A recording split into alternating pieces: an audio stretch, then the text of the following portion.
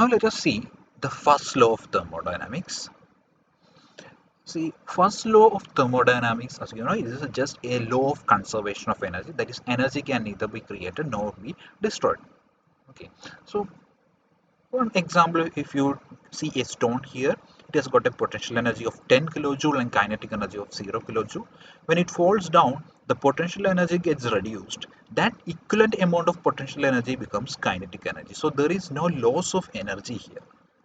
Okay, so total energy was 10 kilojoule. Now also it is 10 kilojoule.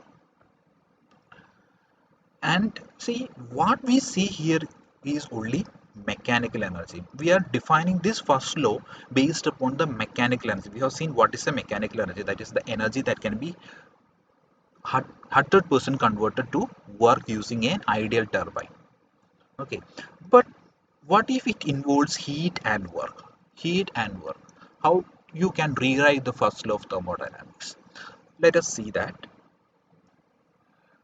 So before that, let us see the energy change of a closed system. So change in energy of a system, delta E of a system is equal to E final minus E initial. This is equal to E2 minus E1.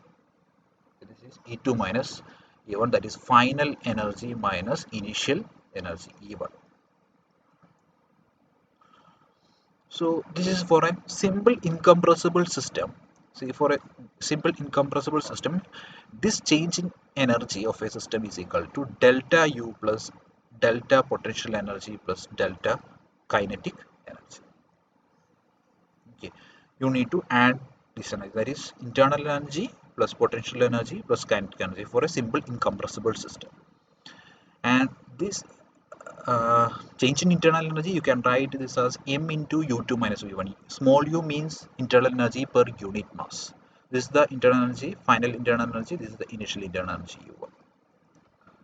So potential energy is equal to mg into z2 minus z1, change in potential energy, and change in kinetic energy is equal to half mv2 square minus v1 square.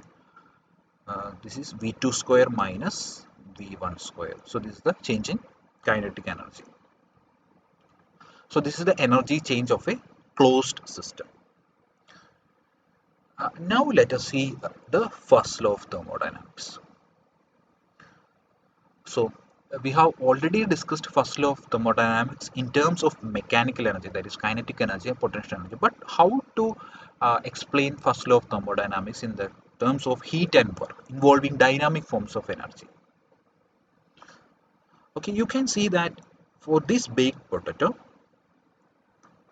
heat flows from outside. For this potato, if heat flows from outside to this potato, that is 5 kilojoule is flowing inside, the energy of the potato increases by 5 kilojoule. Okay, and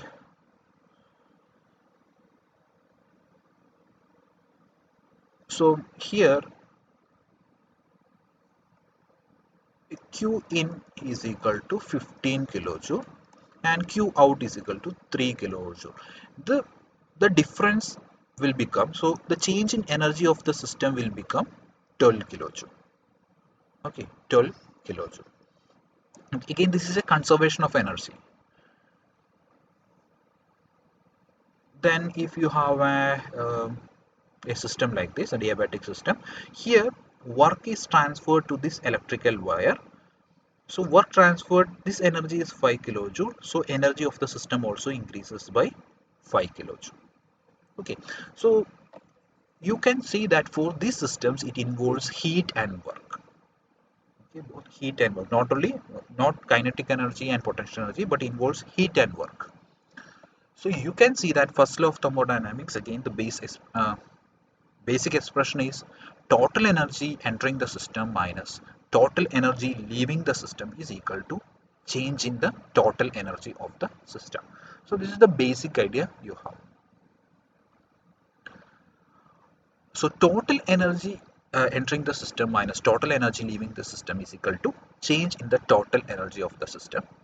That is, this is the expression energy in minus energy out is equal to delta E of the system.